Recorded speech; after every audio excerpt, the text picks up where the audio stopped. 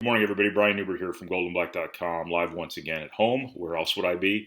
It is Monday, May 18th. Yes, I got some sun this weekend, if you can't tell from the video. Who knew there was a sun out there? This is your goldenblack.com Daily Quarantine Simulcast, again, for Monday, first of the week. It's brought to you by Follett Purdue Bookstores, Purdue Federal Credit Union, the 6th Street Dive Restaurant, First Source Bank, East End Grill, and the Charters Team Remax Ability Plus. Want to remind you once again, and as always, if you're looking for a hell of a dinner or simply to support our local businesses through this complicated time in our history, please keep in mind the 6th Street Dive in Lafayette, East End Grill in Lafayette, Arnie's in Lafayette, West Lafayette, and all over the state, Bruno's in West Lafayette, and the Whitaker Inn in West Lafayette. All of them would love to hear from you. All of them are open for carry-out orders. And if you reach out to them, I'm quite certain you will not be disappointed. If you're accessing this video on our YouTube channel, please be sure to subscribe. Once the world starts to spin again, we will have a regular flow of Purdue-related content on there. I hate the word content. Keep using it. But nonetheless, subscribe to our page. This is just our daily kind of Purdue or sports or whatever related conversation for our YouTube, podcast, social media, and goldenblack.com platforms. So today's topic, we are obviously having to get creative and in some ways having to beat some stories into the ground here simply to fill the time on these things. But what we'll talk about today is, obviously Purdue has not to beat this whole transfer thing into the ground for the basketball program, but I think kind of moving forward, it's worth examining some ways in which Purdue is affected. And I think one of the big questions, and this was a question regardless of whether or not the roster had remained intact from last season, is leadership. Purdue was lacking leadership this year. As I've said before, I have never been more wrong about a Purdue class of leaders, of captains, of however you want to designate them, than I was about the class of Matt Haarms and Nogel Eastern. Purdue clearly, painfully was missing a certain something in that regard. And what that simply boils down to is Purdue needed its older guys to be leaders, and its oldest, most experienced guys, and seemingly its most wired to lead sorts of players were the two players who've departed, Matt Haarms and Nogel Eastern. And the reality of it is, harsh as this may sound, they simply dropped the ball.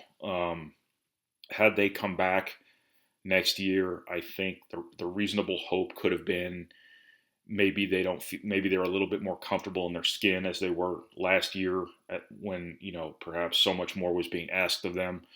And perhaps they learned from last year's failures, whatever those failures might have been, and turned things around.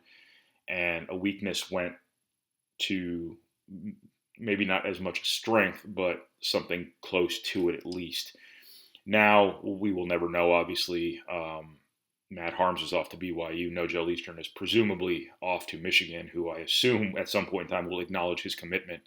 But now, where does this leave Purdue? Well, it leaves Purdue in largely the same position it was in last year, and the position most college basketball teams would be in this time of year is you need to count on your most experienced and your oldest guys, really the guys who've been in your program, who should have a little bit more maturity to them at this stage of their careers, to be sorts of those guys, those sort of guys. Sorry, I didn't get a whole lot of sleep last night for some reason.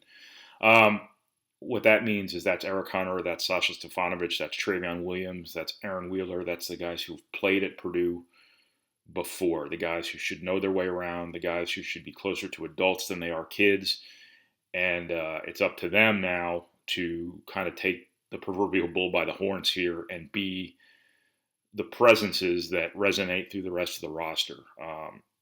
You do not have to be old to be a leader. I think that, the gold standard for that point is Chris Kramer. When he came in years ago, he was a leader for Purdue from day one. I think the 2014 class was an enormous one. I'm not saying that because Isaac Haas was part of it. I'm saying it because Dakota Mathias, Vince Edwards, and PJ Thompson were critical elements to Purdue from a fabric perspective, from a substance perspective, from a leadership perspective from day one. It's not hard to lead a team that leads itself. And as influential as Rayfeld Davis was from a leadership perspective at that point in time, the 2014 class made it a little bit easier because they stood for all the right things. Grady Eifert comes in behind them. He's a good part of the program for years to come. Ryan Klein and Eifert, obviously, the consistency and the constants, whatever the term, the variation of the term would be in that sense, I thought were crucial parts of Purdue's success, and they just didn't carry it on.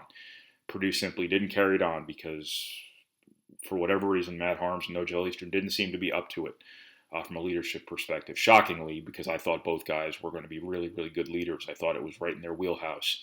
I was mistaken. Now we're going to find out, what Eric Hunter and Sasha Stefanovic and the like are made of here, because those have to be the guys. But my original point here, before I began rambling for 2.5 minutes about nothing, was that you don't have to be an older guy to lead. Chris Kramer is a great example. The 2014 class is a great example. And I think these four guys, I think Ethan Morton, his substance, his general approach to things, his maturity for his age, Jaden Ivey's drive and reputed work ethic,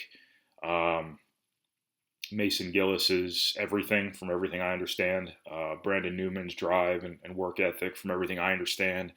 I think those four guys can be really, really part of the solution here. I don't know enough about Zach Edey. I don't know him as a person. I know he's a nice kid. I know he's a good person.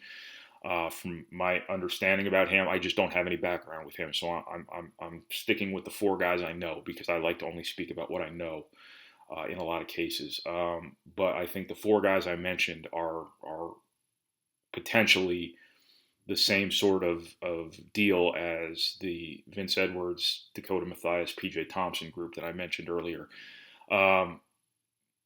So that can be part of the solution, obviously, too. But I think it is the older guys, and I think Eric Hunter and Sasha Stefanovic are the two guys who probably profile the best as the sorts who would want to take this thing take the bull by the horns. I can't come up with my cliches this early in the morning for me when I didn't really sleep a whole lot the night before. I also want to mention Trayvon Williams. I think, I don't know if it's necessarily in his personality to be that player. I think he can be a pretty laid back guy, and I think that was sort of Purdue's collective personality last year, and that wasn't necessarily a positive thing. But I think it's always a good thing when your best player is one of your leaders. And I think this Purdue team to come, I think that Trayvon Williams could have almost a Carson Edwards level of influence on this team. By that, I mean everything he does affects everything else about Purdue's team next year. And,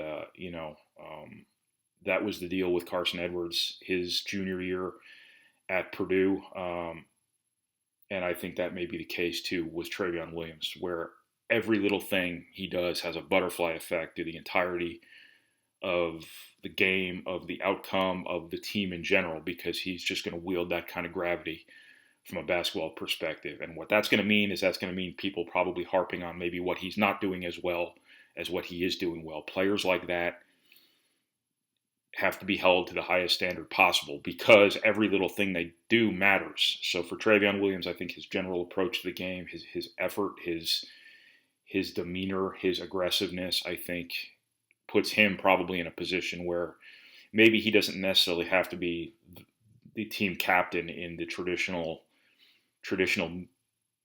meaning of the term, team captain. He doesn't have to necessarily be the quote unquote leader, but he's got to do the right things, and he has to approach the game the right way, and he has to have the best season he can have for Purdue really to be the sort of team it wants to be next year. So a lot of this stuff falls on the older guys now, who still really aren't necessarily older guys. They've been in the program for a period of time, but Eric Hunter and Sasha Stefanovic have played one season basically as lead players. Aaron Wheeler has played one season as a little bit more than a piece, and obviously that season didn't go great for him. Otherwise, you're going to have a lot of guys who haven't played yet. And what I mean by that is whoever your backup center is going to be a guy who hasn't played a whole lot yet. Potentially your power forward in Mason Gillis, who will obviously play alongside Aaron Wheeler at that position, hasn't played a game yet. Brandon Newman hasn't played a game yet. Jaden Ivey hasn't played a game yet. Ethan Morton hasn't played a game yet. Zach Edey hasn't played a game yet. You're going to have a lot of guys out there who really haven't. Emmanuel Duona hasn't played a meaningful minute yet. You're going to have a lot of guys out there who haven't played. That suggests that if this isn't a team that leads itself through maturity beyond its years, it is going to need some guys to at least set a good example from the top down. And that's where you don't necessarily, in my experience covering basketball, the guys who are good leaders don't necessarily have to be the big locker room speech guys. They don't have to be the loudest voice in the room. They just have to do the right things. I think Isaiah Thompson, I didn't mention him earlier, but I think he's a guy who can take a jump from year one to year two in every phase of basketball. But I think guys who just work hard, set an example. Again, I will say this again. This is a little bit off the topic, but hindsight being what it is, the first red flag about this season was when Matt Painter, before the season, said he gathered the team around and said, who among you has worked as hard as Carson Edwards? Who among you has worked as hard as Caleb Swanigan? And really nobody could answer. To hear him tell it, that's his account of the story. That was your first red flag right there, because that was basically Painter telling everyone this team didn't work very hard this offseason. This team, some of these guys want to be in the NBA, but they're not working like it, is basically what he was telling us then. So I know he did the Dockage interview this week, and everybody said that, he said all this stuff that was shocking and in some cases appalling to some people who haven't heard Painter talk like that very often before. But the reality of it was he said very much the same things in code, prior to the season. But leadership takes many forms in my experience. It is the rah-rah, it is the effort, it is the diving for a loose ball in games, but it is also, staying after practice, shooting a million free throws. It is developing a post move when you're a guy who has a gigantic physical advantage over whoever's guarding you. It is getting better. It is working on your, as players would say, working on your craft. It is improvement. And I think that, Purdue is going to have to reestablish sort of that culture, because you run the risk of, I know culture's a buzzword that everybody probably scoffs at because it feels like it's just something people say. But I can give you a number of examples over the years at Purdue where it slipped, and then someone was responsible for helping it get back. It got back, it stayed there, and then it slipped again, and now it's, again, one of those cultural turning points I talked about last week. I feel like Purdue's in that position right now where this isn't just about, leadership in the traditional sense of the term. It's about all the easily overlooked ways that people can lead. Like, it's going to be Jaden Ivey, being all by himself in the gym a lot. It's going to be Brandon Newman and Mason Gillis last year, late at night after Purdue home games, kind of working out. It's going to be people taking charge of off-season workouts, things like that. That's where leadership starts, and that's what Purdue has to get back before you get to that traditional rah-rah, let's go get them, guys, kind of leadership that you see in Disney movies. So Purdue's got some questions here, because the guys I feel like they need to lead are either young and have never played before, or they were not exactly part of the solution last season, even if they might have been trying to be. Maybe they just didn't know how to be quite yet, or team dynamics didn't quite allow it. So I'm kind of rambling here. I took no notes on this one. I just hit play and I talked. So I hope that was coherent. I hope it was worthwhile. I hope it was worth your time. I hope it was interesting. And we'll talk to you guys again tomorrow about something. Once again, your goldenblack.com Daily Quarantine Simulcast, brought to you by Falls Purdue Bookstores, Purdue Federal Credit Union, the 6th Street Dive Restaurant, First Source Bank, East End Grill, and the Charters Team Remaxability Plus. I want to remind you, as always, 6th Street Dive, East End Grill, Arnie's, Bruno's, Whitaker Inn. If you're looking for a hell of a meal or to support our local businesses, please keep them in mind. You will not be sorry. So thanks, everybody. I'm going to go take a nap.